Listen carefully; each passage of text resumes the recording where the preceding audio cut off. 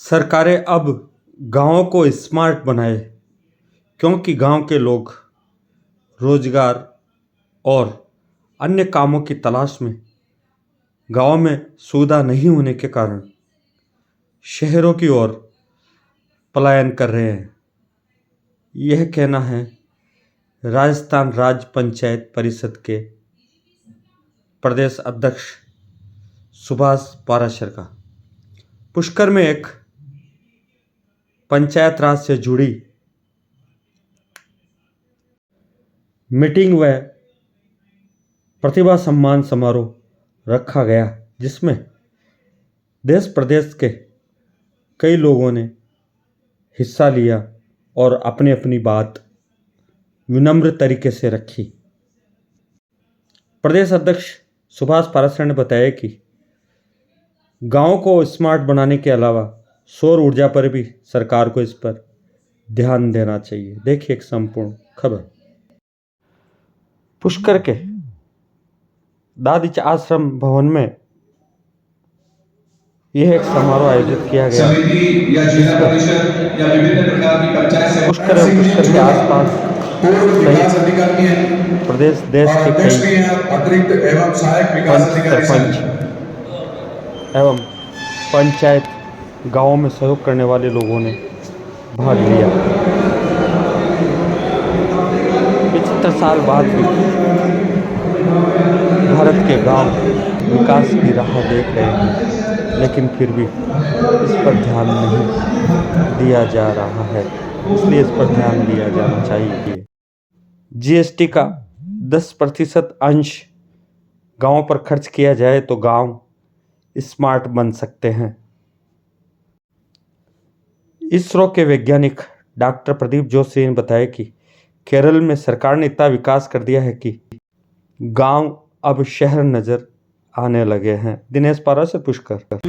बहुत आज ये लोग बोलते हैं स्मार्ट सिटी बने, हम बोलते हैं स्मार्ट गांव क्यों नहीं बनाते आप? जो हर साल स्मार्ट गांव बनाओ। स्मार्ट गांव से लोग क्यों आ रहे हैं? वहाँ नौकरी नहीं मिलती, उनको रोजगार नहीं मिलता, खाने पीने की सुविधा नहीं होती, बिजली नहीं मिलता, पानी नहीं मिलता, 5-5 घंटे 6-6 घंटे बिजली गांव में नहीं रहती है, इसलिए आदमी शहरों में आते हैं। तो हमारा ये निवेदन है सरकार से भी, और पंचायत परिषद के विधेयक पास भी किया हम लोगों ने। हमारी मीटिंग में हमने पास किया इस बात को कि हम लोग यदि सरकार इस बात को नहीं मानती है तो कोर्ट में जाएंगे। हम लोग जो 29 विधेयक को जो ये विषय है इनको लेने की कोर्ट में जाएंगे।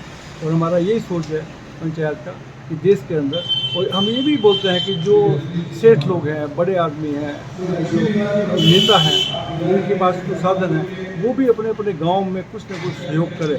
पूरे सरकार पे भरोसा नहीं करें इस बात का, वो भी उस गांव में कुछ काम करें तो गांव का भला होगा।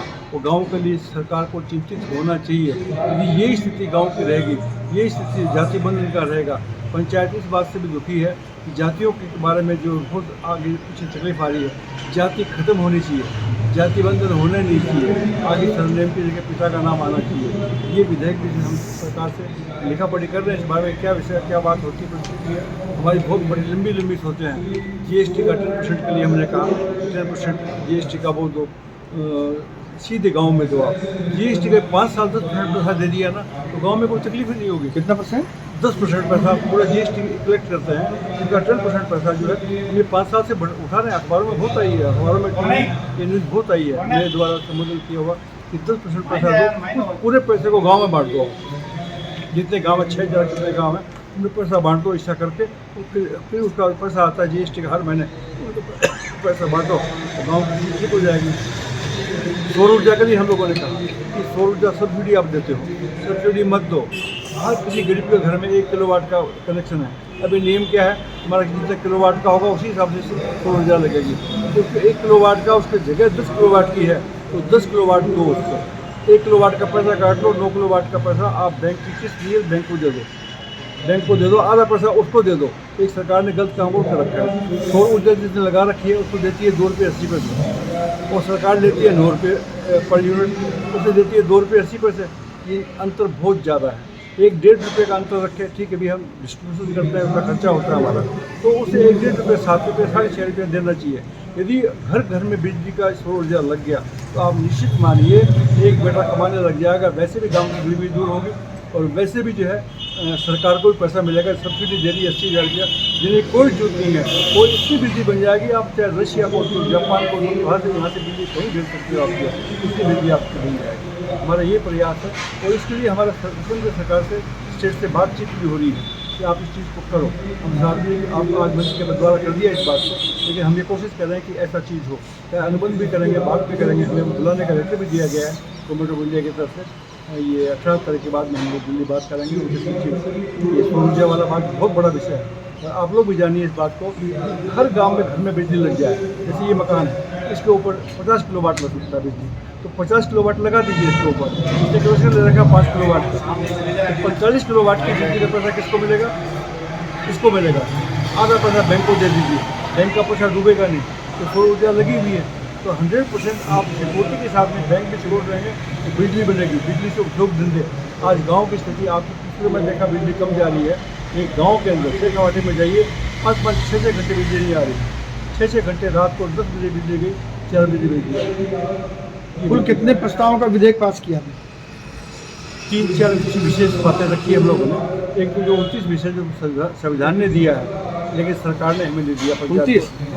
29 विषय सरकार ने तो दिया, संविधान ने दिया, पास किया विधेयक, लेकिन इन्होंने नहीं दिया, सरकारों ने नहीं दिया, उसको नहीं मानते।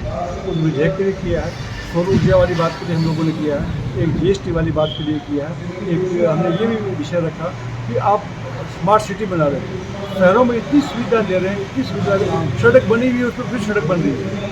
अरे भैया गांव में तो बिल्कुल सड़क तो कच्ची मिट्टी पर चल रहे हैं, जो गाड़ियाँ चलती है दूर हट के पेड़ जो है वो निशान करते हैं। तो आप गाँव में कुछ करिए, गाँव में कुछ करिए, ये हमारी मांग है। और निश्चित रूप से हमें विश्वास है, लेकिन हम लड़ाई भी ऐसा नहीं लड़ना चाहते। लोग जल्दी हमें बड़े उकसाते हैं लोग जो है कि लड़ाई करो, आंदोलन करो, रास्ता जाम करो। हम इस चीज़ पर विश्वास नहीं करते। प्रेम से, तसल्ली से बात करते हैं, जब इतने साल नहीं हुआ तो वो होगा उस चीज़ का। नाम और पद बताइए। मेरा नाम सुभाष पारस है, मैं अध्यक्ष हूँ राजस्थान पंचायत।